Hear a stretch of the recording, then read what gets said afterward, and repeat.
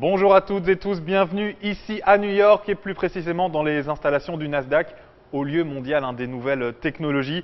Bienvenue donc pour ce nouveau numéro de Newstech Hebdo et on commence directement en parlant justice. Google a évité cette semaine de justesse un procès. Alors pourquoi, de quoi l'accusait-on? Eh bien d'avoir récolté des données personnelles sans l'autorisation de leurs propriétaires. Il faut savoir que pendant plusieurs mois, des voitures de Google ont sillonné les routes aux États-Unis, mais aussi partout ailleurs dans le monde.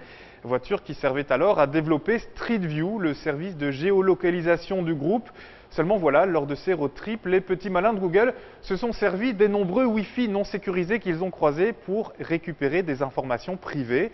Une fourberie qui n'a pas échappé à la justice américaine, laquelle a conseillé tout simplement aux géants d'Internet de s'arranger à l'amiable avec ses victimes. Résultat, Google a fait profil bas, le groupe a reconnu son tort, s'est engagé à supprimer définitivement les données récoltées, mais aussi à indemniser 38 des 50 États américains à hauteur de 7 milliards de dollars. Et puis, semaine décidément compliquée pour Google puisque le groupe a annoncé qu'à partir du mois de juillet, Google Reader cessera purement et simplement d'exister.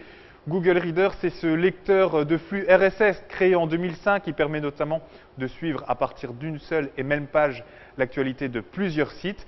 Un lecteur malheureusement de moins en moins populaire et malgré la pétition qui circule déjà sur Internet pour tenter de la sauver, cette plateforme disparaîtra bel et bien d'ici l'été 2013. Cette semaine a été aussi l'occasion de voir un record battu. Il concerne les ventes de BlackBerry. Mercredi, en fin de journée, le groupe canadien a annoncé qu'un partenaire lui avait acheté 1 million de BlackBerry 10. Vous avez bien entendu, 1 million d'appareils. L'acheteur est resté anonyme. La livraison aurait débuté quelques heures à peine après que la commande a été passée.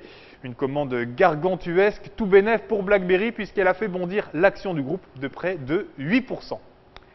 Pour terminer maintenant, comme à chaque fois, on passe aux chiffres de la semaine, le 4 comme Galaxy S4. Jeudi soir, pas très loin d'ici d'ailleurs, Samsung a présenté son nouvel appareil, un symbole évidemment pour le géant Samsung, le sud-coréen, de présenter son nouveau projet ici à New York sur les terres même de son rival Apple.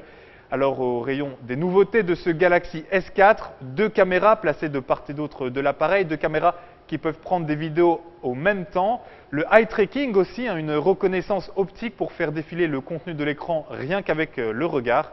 Ou encore un module de traduction vocale instantanée. Autrement dit, si vous parlez l'une des 9 langues du Galaxy S4, ce dernier pourra traduire vos propos sur le champ. Bref, un appareil qui, sur le papier en tout cas, semble posséder des capacités bien supérieures à celles de ses concurrents. Et c'est avec cette nouveauté signée Samsung donc que l'on se quittera aujourd'hui. Merci de nous avoir suivis. On se donne rendez-vous la semaine prochaine, toujours ici au Nasdaq, encore avec NYFP. À la semaine prochaine donc. Et d'ici là, n'oubliez pas, portez-vous bien. Bye.